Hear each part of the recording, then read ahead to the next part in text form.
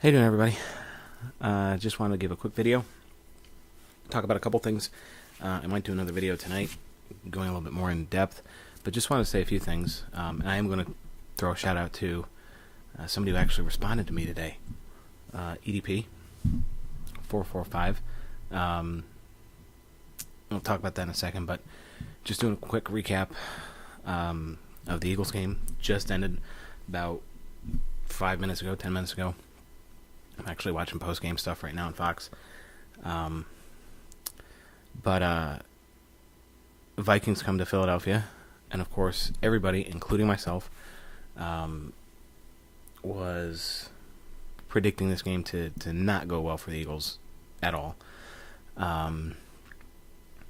The Vikings coming in, of course, were undefeated. And I said in a couple videos that this was the last, not the last, because the way Dallas has been playing, they're scaring me a little bit now. But this was one of the last true tests I thought that the Eagles were going to face, as far as being, scary opponents that they'd have to face. Coming in, of course, Minnesota being undefeated, everybody's saying, including myself, including EDP, saying Eagles going to get beat, Eagles will be destroyed, at least 15, 20 points. They'll probably get beat by.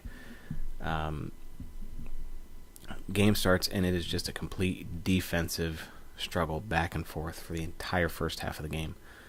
Pretty much the whole game, I should say.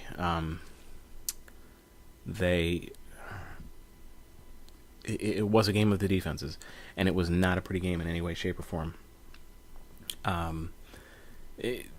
I think it was the first 5 drives of the game. First 5 drives of the game ended in turnovers. Eagles turn it over. Vikings come right back. Sam Bradford throws an interception in the end zone. A couple plays later, Carson Wentz throws a second interception. We get a fumble. They get a fumble. I mean, it was 5 turnovers in the first quarter alone, and it just was not good at all. So the first quarter was like some of the sloppiest football I've seen played at the professional level in a long time. But, at the end of the day, the Eagles held Minnesota to 10 points, and were able to put up enough. Again, were able to score in the 20s. And like I said in a video earlier this week when I previewed the game a little bit, I said if the Eagles defense can keep it a low-scoring game, keep them in it, then the game becomes not only competitive, but it becomes winnable for us. Because the Eagles have been able to score, 20 points a game or more every game this year. So, with that being said, it was about just make sure that we're in the game at the end, and they did that. They did that. It was not a pretty game in any way, shape, or form. And here's where I'm going to reference EDP, who, by the way, tweeted me back today, and I'm so thankful, because here's the thing. EDP, I would love to have a meaningful, in-depth discussion with you sometime about football, because you and I, believe it or not, would I call you out? I was tweeting you today, calling you out on things you were saying. As much as I may disagree with some of the stuff you say, there are a lot of similarities between you and I. I call the Eagles out all the time. I don't necessarily call for people to be cut from the team, but I think, I'm just as critical of our team as you are. I'm just as realistic about this team as you are. I don't ever sit there and say, "Oh, we're going to the Super Bowl. Oh, we're going to win the Super Bowl." I don't ever say any of that, because I'm realistic. As diehard and as passionate of an Eagles fan as I am, I'm also extremely realistic. So there are a lot of things that you and I have, I think, in common when it comes to this team. And I would love to have a meaningful discussion with you. But so let's dive into the deal here. During the game, I was tweeting you a couple times, because there's times where you're calling out guys and, well, this team sucks, that team sucks. there were two tweets I called you out on today. One was like after the first quarter, you were saying, well, this is game over. And it's like the score was still 0-0. And that's what I'm talking about, the first video that I called you out on. That's the stuff I'm talking about. Like, have some faith in your team, man. The defense is obviously playing well enough to keep, through the first quarter, to keep Minnesota off the scoreboard. You know, you got to have faith in the team that they're going to be able to hold on and at least be competitive. So after the first quarter and you call them game over, you know, that ain't cool, dude. That you got to show some faith in the team. And the next thing I called you on was Jason Kelsey. You know, he commenting several times and over the last several weeks on Jason Kelsey. Now, like I said in the tweet that I sent to you, he's having a rough day. And I was not going to deny that at all. He was having a rough day. Snaps were going all over the place. Last week or so, he's had a few holding issues. Some of them I think were a little bit sketchy because the officiating was kind of But for you to come out and say that you're praying for him to get cut from the team, here's the thing. Here's my thing about Jason Kelsey. As he had a little bit of a rough spot, yeah, today he was having snaps all over the place. He's had a couple bad timed holding penalties throughout parts of this year. But you have to remember, he's also one of the more athletic centers in the league. You know, for the last several years, you talk about Jason Kelsey. He's one of those guys that even commentators and other players will say, you know, when you look at highlights of Jason Kelsey, he's athletic. He can get out. Like when Chip Kelly was here, he was one of the few centers that you could put in a Chip Kelly offense and get him out in front of running backs to block. I mean, that's an effective center. I love Jason Kelsey. Do I agree he's having a rough patch? Yes. But to sit there because of a rough patch in a couple games to say the guy deserves to get cut from the team and that you're hoping he gets cut from the team, let's say he does. What are we going to do for a center? What do you do at that point for a center?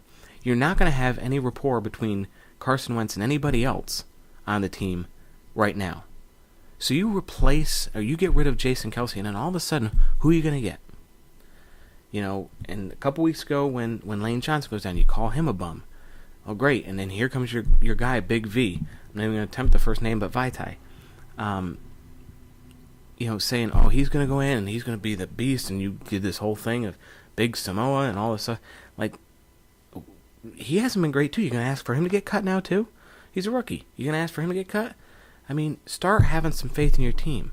I completely agree with you that we need to call them out and hold people accountable when they make mistakes, but don't sit there and say they deserve to be cut or that they need to be cut. Do you want to talk about cutting somebody? All right, I will entertain the discussion and entertain the conversation of cutting Ryan Matthews now. Second week in a row towards the end of the game. Big time fumble. Didn't end up costing us a game this week, but it's worth the conversation. Now, with that being said, EDP, I love your passion, man. I read all your tweets all game long. Follow you. Have plenty of stuff I'd love to talk to you about. Have plenty of stuff I'd love to discuss with you. So I hope that that's an ongoing thing that can occur. Because I'm certainly going to continue to watch you. I hope that we can get a discussion going. Because, like I said, man, I think we've got a lot of stuff in common in terms of passion and wanting this team to hold themselves accountable and calling people out when they make mistakes. But I think you just take it way too far. And I don't know if you do it just because it's your personality and it's what's gotten you to be so popular. It's going off on people. I don't know. But I'm just saying, man, have some faith in the team, because here's the thing. At the end of the day, you said that the team was going to get destroyed. You called a game over after first quarter. And not only was it not game over, but the Eagles came out. And I don't want to say played dominantly, but were able to put up enough points that made me say, wow, we can compete with anybody. If the defense shows up to a game, we can compete with any team in this league. We've shown it already. So I still have a lot of great excitement left for this season. I hope you do too. So again, from Northeast PA where I'm at, you know, I'm just a hour and a half or so north of Scranton, a couple hours north of Harrisburg. So I'm way up in the northern part of PA, all the way out to where you are in California, man. I'm passionate about the Eagles too. Super stoked that they've made it to 4-2 here. You know, both you and I were both saying in some of our early videos that we didn't anticipate this. You know, early on in the season before the games even started, I said to several of my friends, that I didn't think the Eagles were going to win about more than maybe the first game against the Browns. But they're showing that they can be competitive. If our defense shows up, keeps us close, and Wentz is playing smart. He made a lot of smart plays, which I'll go into maybe in a different video when I break things down a little bit more. But here's the thing. Great, fantastic, hard-fought game. Ugly at times. But here's the thing, EDP, and this is the one last thing I'll say to you, dude. I know that, right before the Steelers game, I watched one of your videos where you called out and said that one of the people, one of the guys on the Steelers team that you dreaded the most was Mike Tomlin. Yeah, a lot of respect for him. He's a beast of a coach, and that he is. And if you respect Mike Tomlin, then I'm going to quote him from a couple years ago when the Steelers won a really nasty, ugly-looking game. And it's going to be kind of a paraphrase, so I won't directly quote him, but during the post-game press conference, he said something to the effect of, it wasn't beautiful, but it doesn't have to be beautiful. It worked. And, that's the thing. This game was not pretty at all. Plenty of stuff to learn from here. Was not beautiful, but it was effective, and they got the job done. So with that, we move into seeing Dallas next week. That's a team I'm starting to fear, because they're looking better and better every week. And they're only 5-1. So going into Dallas next week, again, if the defense shows up, we can compete with any team in this league. So happy that the Eagles got to 4-2 today. Super stoked we were the team to hand Minnesota their first loss on the year. So with that being said, EDP, just chill on the team, dude. Don't lose faith in the team. And let's keep a discussion going, so we'll see what happens. Until then, until the next video, fly Eagles fly, go Birds. Big day today against the Vikings, handing them their first loss. Great win, and now it's on to Dallas. Bring on Dallas. We want Dallas.